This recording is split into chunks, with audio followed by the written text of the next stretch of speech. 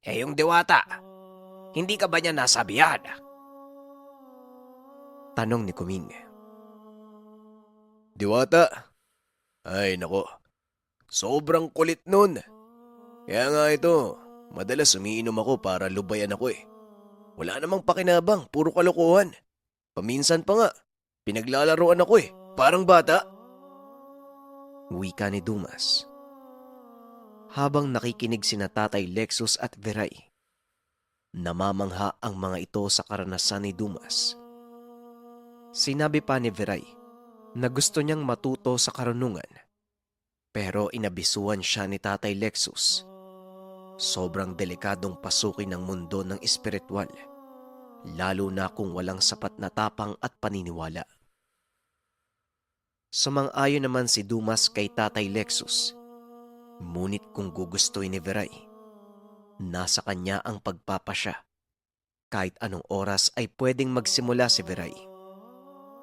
Hanggat naroon si Dumas sa lugar, maaari niya itong turuan ng panimula. Ngunit dadaan muna sa subukan ng paniniwala at basbas mula sa amang may likha. Ano pong ibig sabihin niyo, kuya? Hindi ko maintindihan eh. Tanong ni Veray. Kung matibay ang paniniwala mo sa Ama, madali lang magkabisa ang karunungan. Ang ilan ay dinadaan sa mahabang debosyon. Yung iba naman, sa sinakulo tuwing mahal na araw, sa pamamagitan ng pag-alay ng sakit sa sarili. Pero hindi naman literal kailangan pagdaanan yon. Pwedeng sa ibang paraan. Dapat taus-puso, hindi kontra sa loob ang ginagawa. Isang sakripisyo na hindi inilalantad sa mga tao. Ito'y sakripisyo na ikaw lang mismo ang nakakalam. Dumaan ako sa maraming pagsubok bago ko nakamta ng basbas. At kapag nagkaroon ka nun, manatili kang mapagkumbaba. Huwag pairalin ng kayabangan. Kagaya na lang ng sayo, Kuming. Inuna mo ang yabang, kaya hindi mo naramdaman ang lakas ko. Wika ni Dumas. Maya-maya pa, naghanda na ng hapunan si Tatay Lexus. Habang nangyayari ito, sinabi ni Dumas na 2 araw lang siya mananatili sa lugar. Pero sa loob ng 2 araw na yun, tatapusin niya ang mga nambibiktimang aswang. Katulad ng sinabi ni Kuming, giniit nito na nais niyang makatulong. Hindi naman tumanggi si Dumas. Kahit papano makakatulong din iyon sa lugar dahil sa kanyang kaalaman. Hanggang sa sinabi ni Veray na gusto niyang sumama. Ngunit umiling si Dumas at sinabing delikado. Di ba 2 araw lang po kayo dito, kuya? Paano niyo ako matuturuan? Tanong ni Veray. Nang marinig ito ni Dumas, natawa ito at sinabing tama naman si Veray. Tinanong ni Dumas ang binata kung meron ba siyang sapat na tapang kapag mapapasabak na sa laban. Baka imbis na manood, mapatakbo pa ito sa sobrang takot. Ngunit sinabi ni Veray na hindi. Papatunayan niya na hindi siya natatakot. Sigurado ka ba dyan, anak? Wala ka namang ibang alam gawin kung hindi asikasuhin ng tuba. Hindi ka nga masyadong lumalabas ng bahay eh. Wag na lang at isa pa. Bibigyan mo lang ako ng problema. Mag-aalala ko. Hayaan mo na lang si Dumas. Nga pala, maya-maya lang maghahaponan na tayo, Kuming. Dito ka na rin kumain. Wika ni Tatay Lexus. Hindi na nagsalita pa si Veray. Ngunit sinabi ni Dumas na siya na ang bahala kay Veray. Walang mangyayari sa binata hanggat kasama siya. Kung gusto niyo talagang matuto, Mang Lexus, bigyan niyo po ng daan. Malay niyo, divino pala si Veray. Di may anak na kayong albularyo. Kadalasan pa naman sa mga divino, yung mga walang muwang at kapag natuto, magugulat na lang tayo dahil bukod sa karunungan, may sariling katangian na nakakamangha. Kahit wala pang hawak na mutya, malakas sila eh. Marami na akong nakilalang tao na hindi mo akalaing Inaantay lang pala na mabuksan ang nakatagong katangian. At sa oras na mabuksan yon, hindi mo akalain ang kaya nilang gawin. Wika ni Dumas. O siya, sige. Sasama na lang din ako. Hindi naman ako papayag na kasama si Viray habang nandito lang ako. Nako, mamamatay ako sa pag-aalala. Huwag kang mabagabag. May karunungan din ako. Kultura na ng angka namin ng karunungan pero syempre, hindi ko na masyadong pinagtuunan ng pansin. Mas naging abala ako sa sariling pamumuhay. Si Kuming nga lang ang naglakas ng loob na maging manggagamot eh. Kahit papano, makakatulong pa rin ako. Kesa hayaan na lang ang pananalasa ng mga aswag. Wika ni Tatay Lexus. Mukhang mas magiging madali ang pagtugis sa mga aswang. At tama lang ang 2 araw bago pa lumakas ang mga nilalang na yon. Bukas, simulan natin ang pagpatay sa kanila. Ihanda mo mutya ng kalabaw mo, Kuming. Ibabalik ko ang bisa.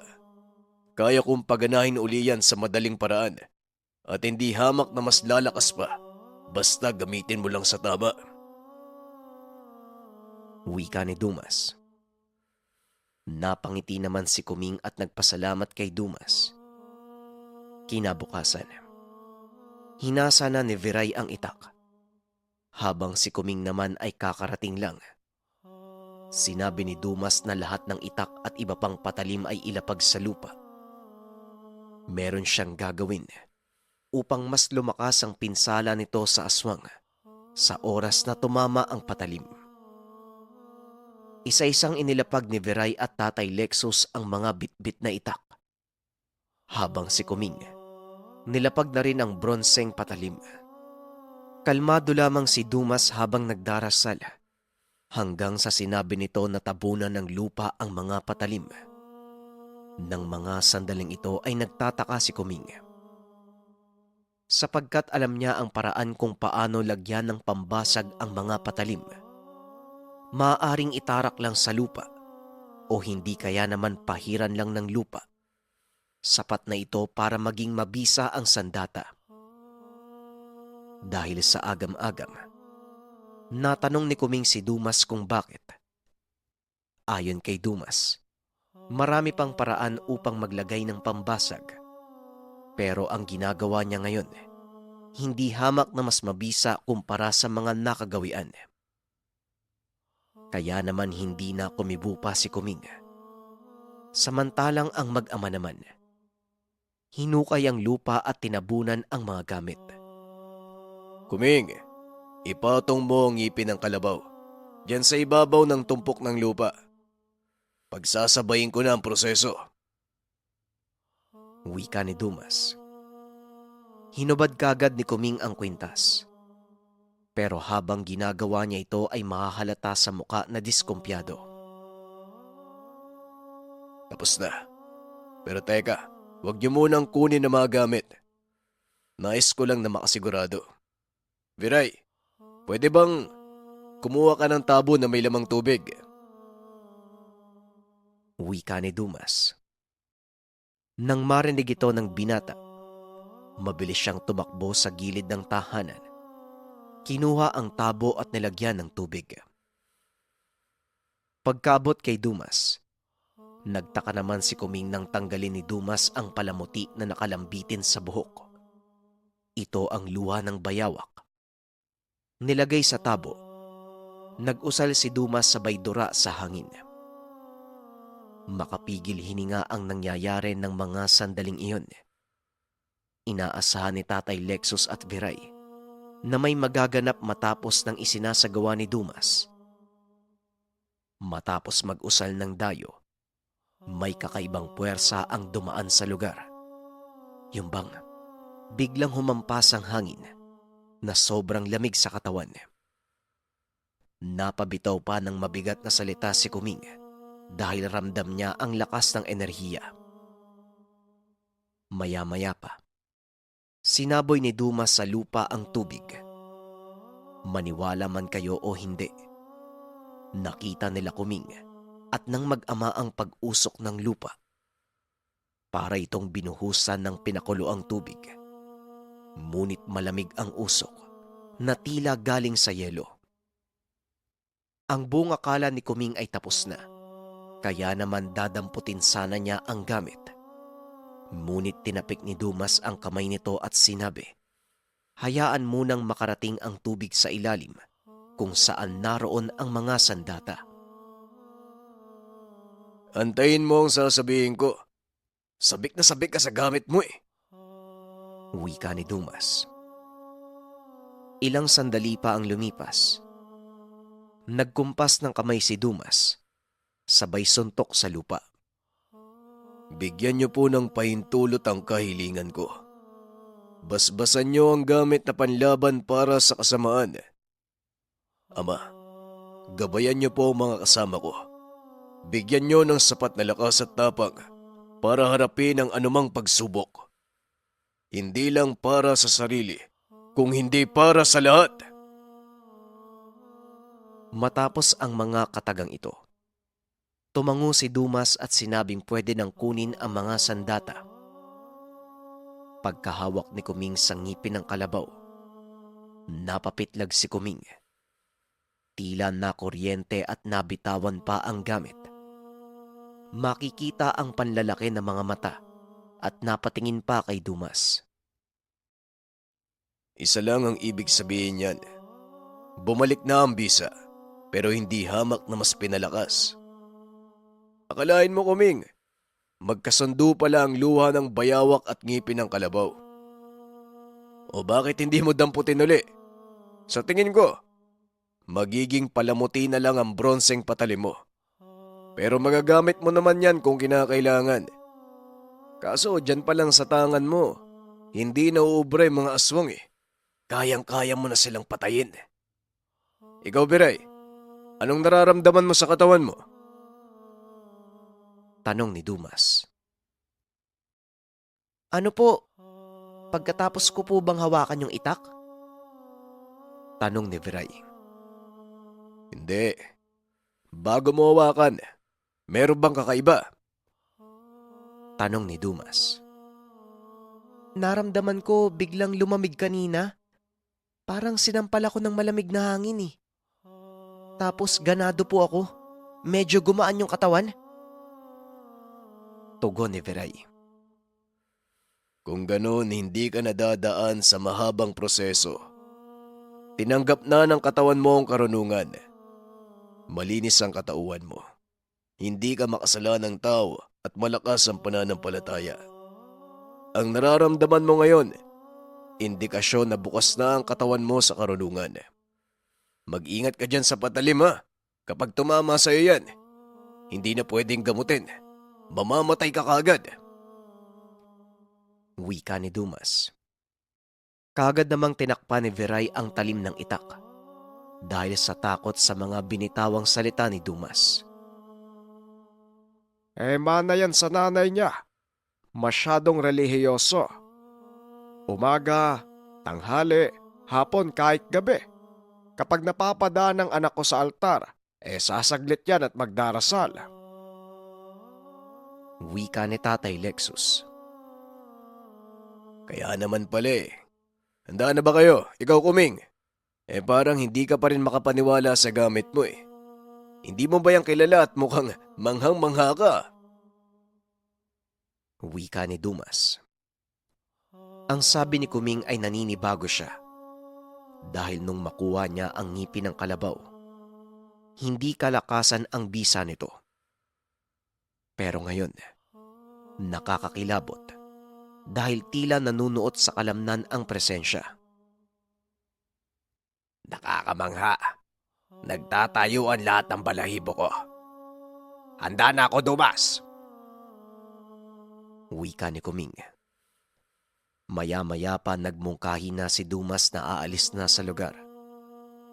Walang dapat ipag-alala sa pagkain dahil marami namang makukuha sa gubat. Lulubusin nila ang mga araw.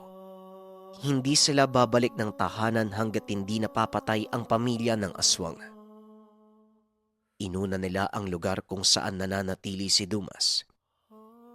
nang makarating dito. Namangha si Viray dahil may tinayo palang kubo si Dumas. Nasa ibabaw pa ito ng malaking puno. Tila gwardya sa tore at malinis ang buong paligid. Nakahanay ang mga bato na may puting bagay. Hindi malaman ni Viray kung ano. Nakapabilog at medyo malaki ang nasakop na lupa. Akma pa sanang hahawakan ito ni Viray. Ngunit pinigilan siya ni Dumas. Bakit kuya? Ano po ba to? Tanong ni Viray. Ang sumagot ay si Kuming. Isa itong uri ng pulbo na pangontra sa aswang. Isa sa pinakamabisang harang upang hindi makapasok ang mga nilalang. Tama ba, Dumas? Sa tingin ko, apog na nilagyan ng asin. Tanong ni Kuming. Hindi may pagkakaila na meron ka talagang karunungan. Pero hindi harang yan. Patibong yan. Kung asin at abo, ito ay harang. Pero kapag asin at apog, ang ibig sabihin ay patibong. Nilagay ko dyan at kung hindi mo namamalayan, may mga marka ng aswang. Sa oras na mapadaan ng aswang, hindi na siya makakabalik sa lugar kung saan siya nanggaling. Mananatili lang sa loob ng patibong at malaya akong mapapatay kaagad. Ngunit kagaya ng sinabi ko sa inyo, markado din ako ng mga animal na yon, kaya kabisado nila ang mga ginagawa ko. Nakahuli nga ako ng isang aswang pero hindi naman sila yung hinahanap ko. Aswang na gala, tapos bata pa.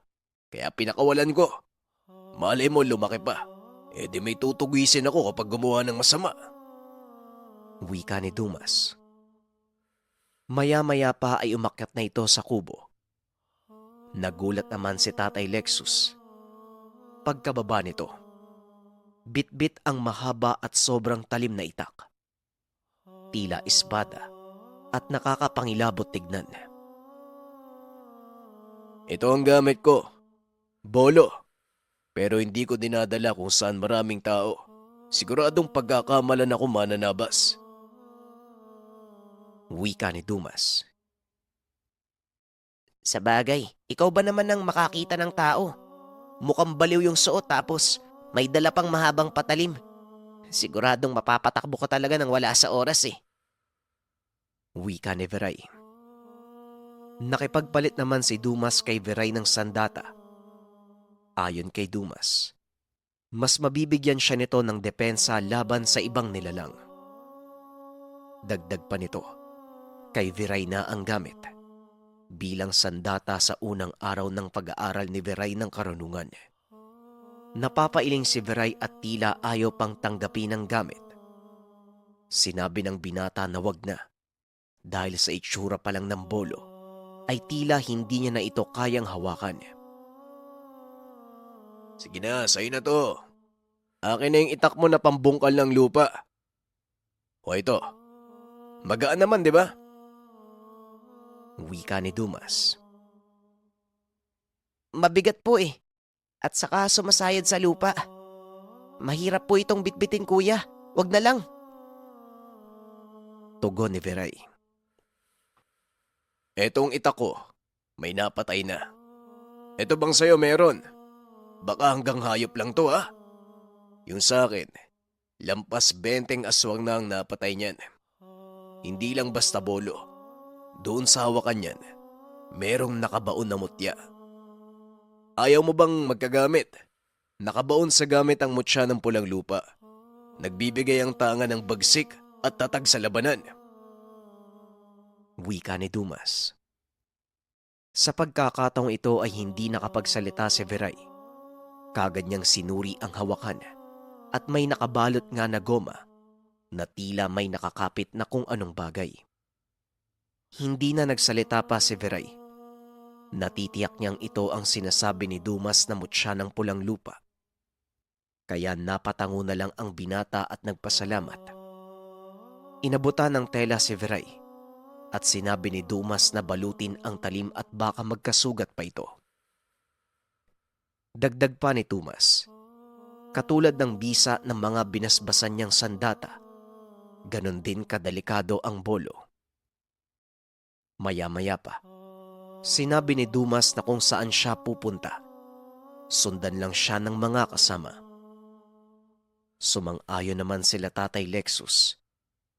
Nagsimula nang maglakad si Dumas at nakasunod naman sila sa likod nito. Pero habang nangyayari ito, sinabi ni Dumas na hindi tiyak kung saan sila pupunta. Hindi siya sigurado kung saan namumungad ang mga aswang. Basta palaging maging alisto. At kung may makitang kakaiba, kaagad ipaalam ang impormasyon. Sumingit naman si Kuming at sinabi, doon sa kabilang baryo may nangyayari ding pananalasa. Maliban sa mga hayupan, kamuntikan pang mabiktima ang isang pamilya. Maaaring malapit doon ang kinaroroonan ng mga aswang. Nga pala, ano bang uri ng aswang ang mga ito? Sinabi mo napakadelikado nila, hindi ba? Tanong ni Kuming. Kaskas, isang uri ng gamunan na hindi mo mamamalayan na nariyan na pala sa gilid mo. Kung hindi mo kabisado ang bakas pati na din ang baho, hindi mo mamamalayan na umaaligid na ang aswang. Tugo ni Dumas. At dagdag pa nito, sa gabi mas delikado ang mga kaskas, sapagkat aakalain mong tunog lang ito ng agos ng tubig o hindi kaya naman kuliglig. Ngunit sobrang bilis kumilos. Maliban pa dyan, kayang makasalamuha sa tao nang hindi man lamang napapansin. Kahit gaano pa kalakas ang tanga ng tao, basta hindi niya kabisado ang uri ng aswang na ito, paglalaroan lang ng kaskas. May halin tulad ang mga kaskas sa mga kubot, pero lubhang napakabangis ng kaskas kumpara doon. Kung ganon, paano mo sila natugis noon kung sobrang ilap nila? Tanong ni Kuming. Ayon kay Dumas, matagal niyang minatsyaga ng lugar kung saan lumalaganap ang aswang. Doon mismo sa pinagtataguan ng mga kaskas. Tinago niya lang ang presensya ng sa ganun. Makakagalaw siya ng hindi napapansin ng mga kaskas. Hanggang sa umabot sa punto, napansin niya ang isang bahay sa lugar. Wala man lang tanim ng mga herbal sa paligid. Malinis, pero mukhang sementeryo ang labas. Maraming nagkalat na mga buto ng iba't ibang hayop. Pumuslit doon ng halos isang buwan si Dumas bago pa makumpirma na aswang nga ang nakatira. Nagtanim siya ng lalaking papaya sa bawat kanto ng lupain. Hindi ito mapapansin dahil tinabi niya sa mga damo. Sa oras na itinanim mo ang lalaking papaya sa bawat kanto ng tirahan ng mga aswang, maiirita ang mga ito dahil isang sumpa ang lalaking papaya. Lalo na't sinamahan pa ng pamparusa na orasyon. Isa ito sa pinakamalakas na uri ng pangontra sa bahay upang hindi magtangka ang mga aswang na pumasok at manalasa. Kapag nilagay naman sa bahay ng mga aswang, hindi na ito lalabas at mananatili na lang sa loob. Dahil sa oras na lumabas, mabubunyag ang pagkatao ng aswang. Magwawala ito na parang baliw. Mahahalata sa katawan at kikilos na aswang. Hindi yon kayang pigilan ng nilalang. Nang mapansin ni Dumas na 3 araw nang hindi gumagalaw ang mga taong nakatira, doon niya kinumpronta at binantaan. Pero habang nangyayari ito, dala niya ang karga na ora mismo. Kapag nanlaban ang mga kaskas, mapapatay niya kaagad. Hindi naman sila makakatakas dahil sa nilagay niyang sumpa. Napakahirap kong isipin. Sobrang tagal kong ginawa ang paraan matukoy lang ang aswang. Ang mali ko doon, binigyan ko pa ng pagkakataon para mabuhay. Kaya ito nagsisisi ako. Ngayon, hindi ako uuwi sa amin hanggat hindi ko napupuksa ang mga kaskas. Sa tingin ko, hindi sasapat ang 2 araw sa pagtugis sa kanila. At ang kinakatakot ko, kapag tumagal ang pagtugis, maaaring mahanapan nila ng paraan para hindi na uli silang masundan. Kaya sa lalong madaling panahon, kailangan natin silang mapatay.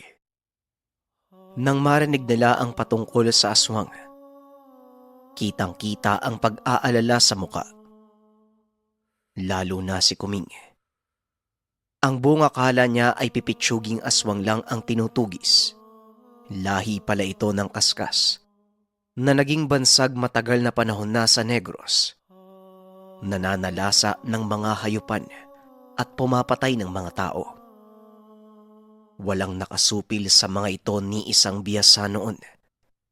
Maliban na lang sa mga rebelde na bukod sa may mga tangan, may malawak din na kaalaman sa gubat. Kaya naman isa-isa nilang napapatumba ang mga kaskas. Inakala ng karamihan na naubos na ang mga kaskas, ngunit may natira pa sa kanila. Nakapatay na ng aswang si Kuming, ngunit nayanggaw ang napuksa at kasalukuyang hindi paganap ang pagiging aswang. Ngunit ngayon, kahit kargado na ang katawan at mas malakas ang bisa ng ngipin ng kalabaw, meron pa rin siyang pag-aalinlangan. Hindi naman siya nagreklamo sa mga kasama at baka masabihan pa ng duwag. Samantala, ang mag-ama na si Tatay Lexus at Viray, bagaman nakakita na ng aswang, pero ngayon pa lang nila narinig ang uri ng aswang na binanggit ni Dumas. Maya-maya pa, nagmungkahi na si Dumas na puntahan ang nasabing lugar ni Kuming. Pero may dadaanan muna siyang lugar.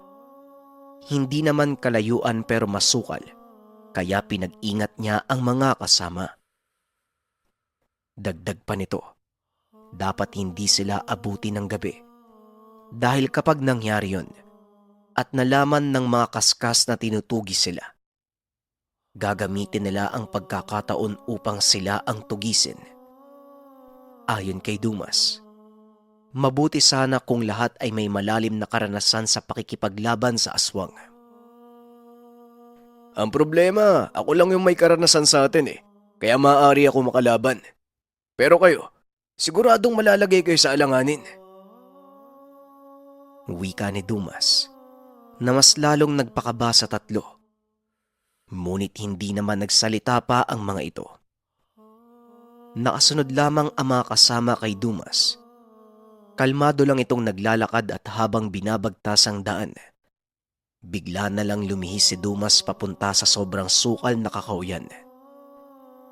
Lampas tao ang damo at naglalakihan ng mga puno. Tubas, saan pa tayo pupunta? Tanong ni Kuming. Sandali lang tayo. Pupuntahan natin yung nilagay kong patibong. Bibisitahin ko lang. Baka may nahuling aswang Tugon ni Dumas. Nakikita nila sa unahan na may mababang mga puno, bagamang berheng gubat. Ngunit may tagpas sa mga damo na tila ginawang daanan. Alam ni Kuming na si Dumas ang may likha nito. Maya-maya pa, nang malapit na sa maluwag na espasyo, bigla na lang huminto ng lakad si Dumas at nakita sa muka ang pagiging agresibo. Habang nangyayari ito, halos sabay na binunot ng tatlo ang patalim. Tinitigan nila ang direksyon kung saan nakabaling ang tingin ni Dumas. Hanggang sa ganun na lang ang panlalaki ng mga mata nang bumungad sa kanila ang isang babae. Nang mga sandaling ito, bigla na lang nagbago ang ihip ng hangin sapagkat nawala ang tensyon at napalitan ng pagkamangha. May magandang babae at malaprinsesa. Nakatsalekong manipis at humuhulma ang hubog ng katawan. Maliban na lang kay Dumas, bigla itong nabalisa at napakamot ng ulo.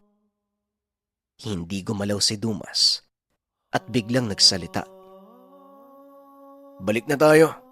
Walang nahuli yung patibong. Wika ni Dumas. Nakita nila Kuming ang nakabudbod na apog at asin. Nasa gitna nito yung babae, kaya kagad na pumasok sa isipan nila na maaaring aswang ang babae. Ano yung nasa harapan natin? Huli na oh. Aswang yan, hindi ako nagkakamali. Ngayon ko pa nga lang nakita yung babae na yan eh. Wika ni Kuming. Kahit ako, ngayon ko lang nakita yan eh. Saka sobrang ganda naman ng aswang na yan. Wika ni Tatay Lexus. Hindi aswang yan. Nililinlang lang tayo. Halina kayo. Wika ni Dumas. Bigla na lang naglakad ang babae paabante. Lumabas ito sa patibong na siyang ikinagulat nila Kuming. Mabilis silang napaatras kasabay ng pag-umang sa mga sandata. Ano ba, hayaan nyo na yan. Halina kayo, wag nyo nang pansinin. Wika ni Dumas. Anong hindi? Papalapit sa atin eh. Baka sumunggab yan. Paano na? Tugon ni Kuming. Hanggang sa bigla na lang ngumiti ang babae. Dito halos mahulog ang mga baba ng mga kasama sa pagnganga dahil sa ganda ng muka. Nakakaakit ang tingin nito na tila may dalang gayuma. Lingid sa kaalaman ng mga kasama, ang babaeng nakita nila ay gabay ni Dumas sa luha ng bayawak. Walang iba kung hindi ang diwatang si Salin. Ay nako, sabi ko naman sa inyo. Nililin lang kayo niyan, umalis na tayo dito. Hindi nyo alam ang gubat. Maraming lamang lupa. Malakas magpanggap ang mga yan. Muling wika ni Dumas. Pero hindi nagsasalita sila Kuming. Nanatili lang ang mga ito sa pwesto na tila sinemento at nakatitig lang sa babae. Hindi mo ba ako ipapakilala sa kanila, Ginoong Dumas? Kung makapagsalita ka, para akong halimaw. Wika ng babae. Dito nagkatitigan ang mga kasama. Napakunot ang mukha at sumaglit pa ng tingin kay Dumas habang nakatalikod. Ano to, Dumas? Kasama mo siya? Bakit parang kakilala ka niya? Tanong ni Kuming. Ang babae na ang sumagot dito. Ayon sa kanya, matagal na silang magkasama ni Dumas. Hindi nga lang siya tinatanggap ng buo. Hindi naman kagwapuhan, pero ubod ng yabang. Ako na ang nagpapakumbaba. Halos ibigay ko na ang buong kaluluwa, pero ayaw niya pa ring tanggapin. Wika ng babae. Mabilis namang humarap si Dumas. Lumapit sa babae at hinatak niya ito palayo sa mga kasama. Nagtataka naman ang tatlo. Hindi kumikibo at tinitignan lang ang dalawa na nagtatalo. Ano bang naisip mo, dagbakita ka? Nasaan yung tao ka pa? Anong iisipin nila? Ikaw talaga, Salin. Puro abala yung binibigay mo. Puro sakit ng ulo. Binabalik ko na sa'yo yung luha ng bayawak, pero ayaw mo namang tanggapin. Wika ni Dumas. Napapagod na ako kakasunod sa inyo. Hindi kita makausap dahil baka isipin nilang baliw ka. Kaya nagpakita ako bilang anyong tao. Hindi ako makatiis. Gusto kitang makausap. Anong problema? Tanong ni Salin. Hindi mo alam kung ano yung problema. Anong sasabihin ko sa kanila? Nobya kita. Tapos manunugis ka ng aswang. Siguradong magugulat ang mga yan. Ang sakit mo sa ulo, Salin. Ang hirap naman ito. Diyan ka na nga. Ako, Ming. Beray, Mang Lexus. Kaibigan ko to. Akala ko kasi hindi susunod. Nagulat ako, nagpakita, tapos dito pa talaga sa lugar na to. Pasensya na ha. Ayokong mapahamak to eh. Kaso wala na tayong magagawa, nandito na eh. Siguro tawagin nyo na lang na Binibini. Wika ni Dumas. Nang marinig ito ng mga kasama, halata pa rin sa muka ang matinding pagtataka. Napakamot pa ng ulo si Veray. Maging si Tatay Lexus ay tila diskumpiyado. Samantalang si Kuming naman, nakakunot ang muka. Ano ka mo, meron kang kasama. Tapos ganyan kaganda. Sumuong dito sa gubat para sundan ka. Parang may mali ah. Ano ba talaga? Nakakalito yung pagkatao mo eh. Wika ni Kuming. Pasensya na, mahirap kasi ipaliwanag. Alin na kayo. Kasi ayaw talaga akong lubayan yan, saka manunugis ng aswang yan. Kaya malalaman niya talaga kung nasan ako. Tugon ni Dumas. Sabay lakad pabalik sa daanan. Habang si Sally naman, sumunod kagad at tila sobrang natutuwa pa. Yung tatlo. Bagaman binalot ng misteryo ang isipan, walang nagawa ang mga ito kung hindi ang sumunod. Tay, hindi kaya asawa niya yan tapos nag-away? Sinundan dito si Kuya Dumas? Tanong ni Veray. Sa palagay ko hindi eh. Tignan mo nga ang itsura ni Dumas. Mukha yang hindi naligo ng mahabang panahon kumpara sa babae na sobrang linis at ganda. Anak, wag mong mamasamain Pero imposibleng hindi makabati ng atensyon ang presensya ng babaeng yan. Kapag tinignan mo, akalain mong mayamang tao eh. Tugon ni Tatay Lexus. Mas mabuti siguro bilisan nyo na lang yung paglalakad. Kasi yun ang layo na nila. Tama kayo, hindi talaga maiiwasang magtaka. Matangkad na babae, maganda. Mukhang malaki ang pagkagusto kay Dumas eh. Ay nako, nawawala tuloy yung konsentrasyon ko. Bilisan nyo na nga dyan. Wika ni Kuming. Maya-maya lang ay nakabalik na sila sa daanan. Dito na sumimple ng una si Kuming. Sinabi niya siya ang magtuturo kung saan sila pupunta. Dahil nakakalito ang lugar at alam niya kung saan magiging madali ang daan papunta sa kabilang baryo. Samantalang si Dumas naman ay galit pa rin. Panay tapik sa kamay ng babae kapag sinusubukan nitong hawakan ang kamay niya. Nalilito naman si Veray at Tatay Lexus habang nakasunod. Nababaling ang atensyon ng mag-ama kay Dumas at sa babaeng tinatawag nitong Binibini.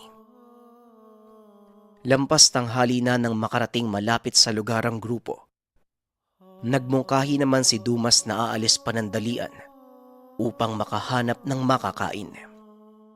Nakita niya sa itsura ni Veray. Medyo namumutla na at halatang gutom. Matapos nun, bigla namang sumingit si Salin. Huwag ka nang mag-abala, Dumas. Mag-intay ka lang dito. Ano ang gusto mo? Luto na o hilaw?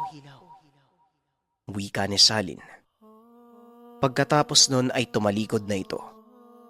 Naglakad palayo sa lugar at naglaho. Namangha naman ang mga kasama. Teka, saan kukuha ng pagkain yon, Dumas? Tanong ni Kuming. Basta, may pagkain na yun pagbalik. Hayaan nyo na lang. Tugon ni Dumas. Tay, paano niya gagawin yun? May bahay ba siya malapit dito? Tanong ni Veray. Hindi ko alam. Nakakaramdam na nga ako ng takot sa babaeng yun eh. Tugon ni Tatay Lexus. Hindi naman nagsalita pa si Dumas. Umabante na lang ito ng lakad. Umakyat sa puno at tinanaw ang kabahayan malapit sa kalsada. Naghanda na si Veray ng mga tangkay. Inaasahan niyang may dala ng mailuluto ang babae. At kapag nangyari yon, Nakahanda na siya upang magsiga. Nang mga sandaling ito ay umiiling na lang si Dumas sapagkat alam niya sa sarili na walang alam ang mga kasama patungkol kay Salin. Bagaman naikwento niya ito ng isalaysay ang patungkol sa pagkuha ng gamit, iniwasan ni Dumas na sabihin sa mga kasama na ang babaeng kasama nila ngayon ito na ang diwatang gabay. Baka matakot sina Kuming, lalo na't ito pa lang ang unang pagkakataon na makakita ng lamang lupa at kasama pa nila. Bukod pa dyan, nag-aalala siya na baka hindi matiis na mga kasama na makapagbitaw ng kung anong salita kay Salin. Baka magalit ang diwata, lalo na sa kutis at pananamit ni Salin, na mukhang mababa ang dignidad. Maya-maya pa ay dumating na si Salin. Ito naman ang labis na ikinagulat ng mga kasama, sapagkat bitbit ni Salin ang kumpol ng prutas at malaking manok na tila luto na. Nagkatitigan si Viray at Tatay Lexus. Halata sa mga ito ang pagkamangha. Ito pagkain. Sige na, kumain na kayo. Makakapagbigay yan ng lakas sa katawan nyo. Wika ni Salin. Maging ang boses nito ay binago niya sa tuwing makikipag-usap sa mga kasama ni Dumas. Teka sandali, anong prutas to? Aba, mukhang masarap ah. Pero hindi pa ako nakakita ng ganitong prutas ah. At saka hindi manok to ah. Kasi laki ng pabo. Wika ni Kuming. Kakaiba ang mga dala ni Salin dahil hindi ito galing sa lupa, kung hindi nagmula ito sa mga engkanto. Hindi naman nagsalita pa si Dumas. Tahimik lang ito at bumaba ng kahoy. Kumuha ng prutas at sinubo sa bibig. Sa pagkakataong ito, ipinaliwanag ni Dumas sa mga kasama na makakain ang dala ng babae. Nakita niya na tila duda ang mga ito. Halatang naninibago at ayaw kumain. Ano pang inaantay nyo dyan? Kumain na kayo. Mamaya lang alis na tayo. Mamaya gabihin pa tayo sa lugar. Wika ni Dumas. Tumango naman ang mga kasama at nang makatikim ng pagkain, nanlaki ang mga mata nila Viray dahil sa sobrang sarap. Sunod-sunod naman ang pagsubo ni Kuming sa karning luto at umiiling pa habang nakangiti. Adakdag. Ang sarap ah. Parang manok lang pero hindi hamak na mas malasa. Wika ni Kuming. Masarap talaga yan. Pagkain yan ng mga... Naudlot ang pagsasalita ni Salin dahil pinandilatan ito ng mata ni Dumas. Sige, kumain lang kayo. Oo. Masarap talaga yan. Maya-maya, makakaramdam kayo ng gaan sa katawan at sigla. Pakiramdam nyo, nakapagpahinga kayo ng 1 linggo. Wika ni Dumas. Bide-bide, paano mo to nakuha ng ganong kadali? At saka, anong prutas ba to? Ang sarap. Wika ni Kuming. Si Dumas ang sumagot. Ang sinabi nito ay may dalang pagkain ng babae na iwanan lamang kung saan sila nagkita. At yung prutas naman ay galing sa ibang lugar, delikasiya sa Palawan, na nabili ng babae at paboritong prutas. Sa pagkakataong ito, bagaman nakapagpaliwanag ng maayos si Dumas kahit hindi totoo ang sinabi nito, makikita sa mukha ng mga kasama, nagdududa pa rin sila.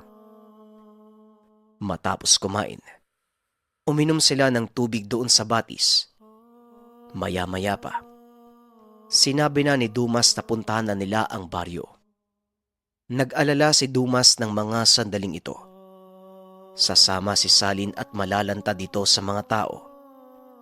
Gusto niyang lapitan ang babae upang abisuhan. Ngunit baka mahalata siya na makasama at kung ano pa ang isipin. Kaya naman ganun na lang ang pagpipigil ni Dumas hanggang sa makarating sila sa kalsada. Dito may nabanggit si Kuming. Bakit hindi gamitin ni Dumas ang gabay upang matunto ng mga aswang? Di ba sabi mo, meron kang diwatang gabay doon sa luwa ng bayawak mo? Tanong ng kasama. Yun na nga ang pinoproblema ko.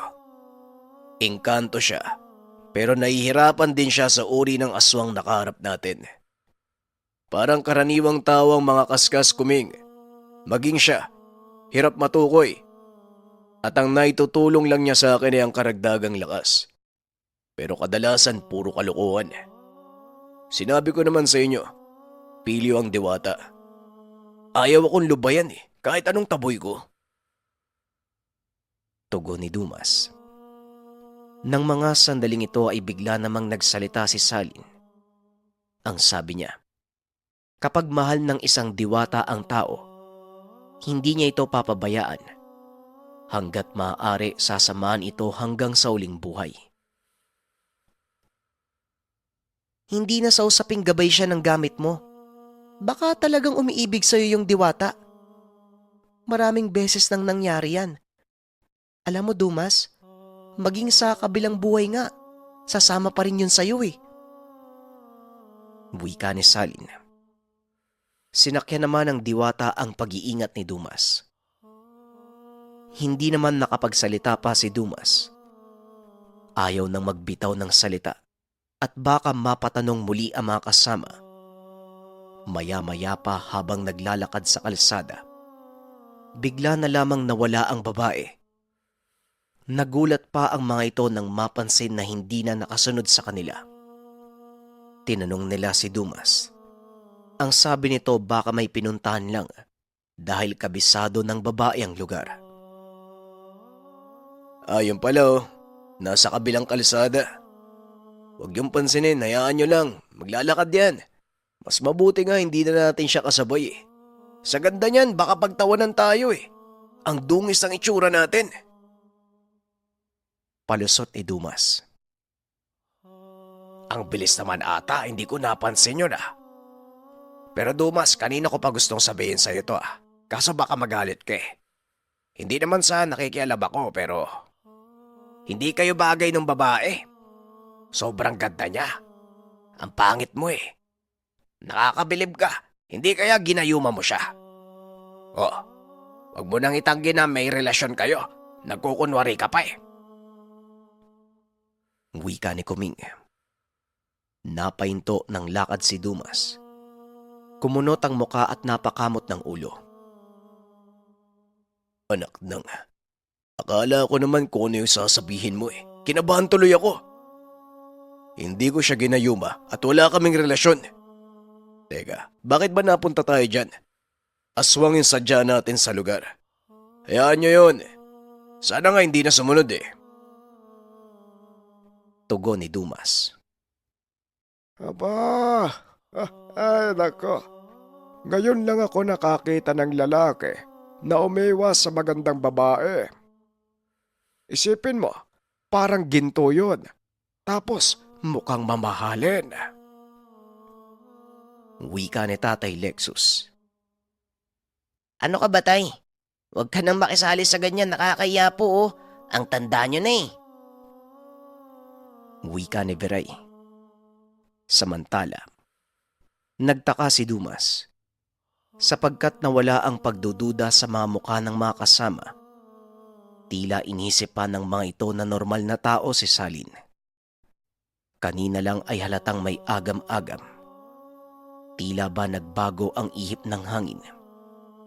Dito napagtanto ni Dumas. Maaaring minamanipula ni Salin ang isip ng mga ito. Hindi nga siya nagkamali sapagkat narinig niya ang bulong ni Salin. Ang sabi nito, huwag nang mag-alala si Dumas dahil mananatiling lihim ang diwata sa mga tao. Alam ni Salin ang iniisip ni Dumas at sa pagkakataong ito, bibigyan niya iyon ng respeto. Maya-maya pa tinuro ni Kuming ang bahay na kamuntikan ng mabiktima ng mga aswang. Naroon ito sa gitna ng malawak na sakahan pero malapit sa gubat. Kagad namang sinabi ni Dumas na puntahan ng bahay. Kailangan nilang tignan kung merong bumisitang aswang. Yun na nga ang nangyari. Matapos makapagtanong, ilang beses nang bumisita ang aswang, batay sa impormasyon ng nakatira. Kagabi lang ay umaaligid pa ito at pagsapit ng umaga, nawala na ang isa sa mga alaga nilang kambing. Dagdag pa ng taga roon, hindi na sila nalabas ng bahay. Karamihan din sa mga residente ng lugar ay nababahala na. Tuwing gabi, wala ng tao sa labas ng tahanan. May napapansin ba kayong tao na kahina-hinala kapag umaga? Yung bang hindi nyo kilala, tas napapadaan, parang kakaiba yung kilos. Tanong ni Dumas. Oo. May tatlo yung pinaghihinalaan namin. Isang babae tapos 2 lalaki. Maraming salamat sa pakikinig ng ating kwento mga kabayan. Abangan pa natin ang mga susunod na episodes ng ating kwento. Paalam.